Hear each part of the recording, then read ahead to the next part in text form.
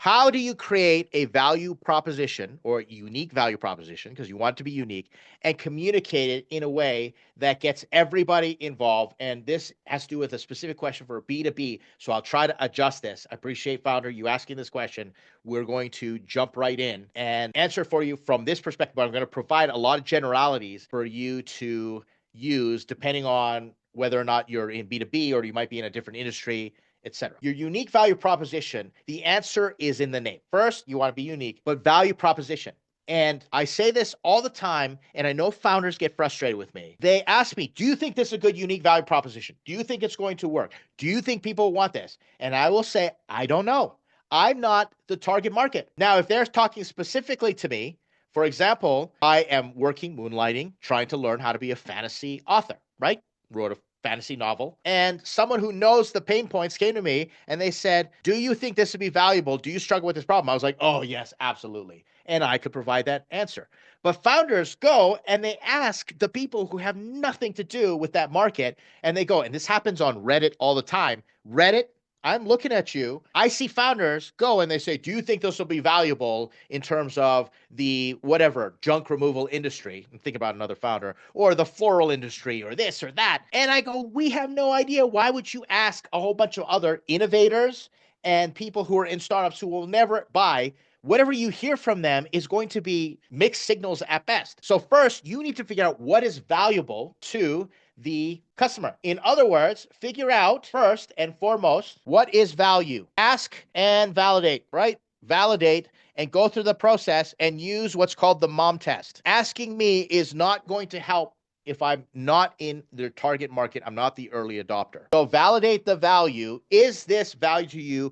What would be valuable to you? And here's how I ask these questions. I say, what's the problem? I ask, when does the problem occur? I ask, how do you try and fix the problem? And who else is involved in the problem? Notice I don't ask why. I don't ask, why do you have the problem? Because that gets interrogative and people get defensive. I say, what's the problem? What happens when you're experiencing this problem? When does it occur? That gives me lots of information. If they say, oh, it happens every year at tax time, well, that really helps. Then I ask, how do you try to deal with it? Or how does it get bad if you don't deal with it? I ask a lot of how questions. And then I ask who else is involved, because then I can find out who the decision makers are, who has leverage, who has influence, what the behaviors are in an organization, especially if it's B2B. And that's how I get all that information. And then what I do is I try and take all this information, because I know the value, and then I try and make it unique. So what can I say and do that is different, relevant to the problem, to the value, but unique compared to what everybody else is saying?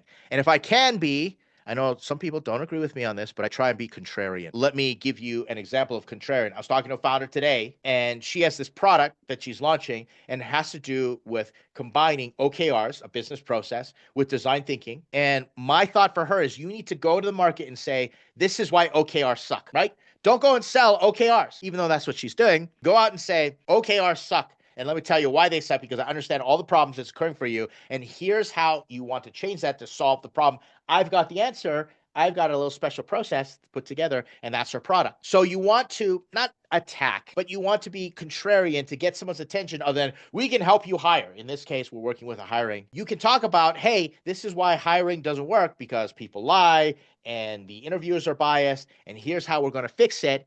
And that's how you make it unique to the customer. Now, if you have done that properly, the question becomes, well, now that we've got our unique value proposition, we tested, how do we communicate? And you should have learned that through your customer discovery. So when you are saying, how do we communicate? How do we communicate this? You need to ask and you need to learn, because if you can understand that, you'll have found channels, two ends, and you'll learn the how. For example, if they say, we don't like it when people come and they give us a sales pitch and they guarantee us results because we don't believe them, I go, great. That's fantastic. How would you want to hear that? And where do you normally hear that? Do you want to hear that from a salesperson? If I've asked all the right questions while I'm validating whether something has value to them, then I'm going to say, all right, now I know how to communicate, and I've got people I'm already talking to and I'm testing, and I set up scenarios. If I came to you and I gave you this offer, how would you respond to that? Does that tick all the boxes? If they say, no, that sucks, I go, great. Why? Tell me how. How could I improve it? What did I miss? And I'm constantly negotiating. And that's, again, what I say, the marshmallow test. Instead of eating that marshmallow for instant gratification and pitching and going and pitch slapping the prospect, you delay the gratification. Say, I'm going to set that marshmallow aside and I'm going to ask you questions and we're going to talk about how you engage with the problem and how you interpret the different messages that come about. And if you've done that properly, then you know how to communicate. So that's a simple way. Let me summarize. Unique value proposition. First, you figure out what is a value that they need by proposing it and having conversation. And you validate, you ask questions. What, when, how, who questions. Then you figure out how do we make it unique? And then you revalidate by asking them how they engage or how they receive the way that you're communicating your unique value proposition. And usually I'll ask what, when, how questions, right? I'll ask, what this elicit for you? When would this be useful for you? How do you interpret it, or how would you make decisions on it? And who else would be involved? That's how I do customer discovery all the time. And I learn and I get really close up to my customers and I figure out what is their hot button. And I do that till I'm absolutely clear. And then I can do other tests in terms of my marketing. There you have it. Hope that answers your questions. Like, comment, subscribe, do the YouTube thing. Let me know what you think about it. Share this with a friend. Thanks so much for watching this video. I'll see you in the next question.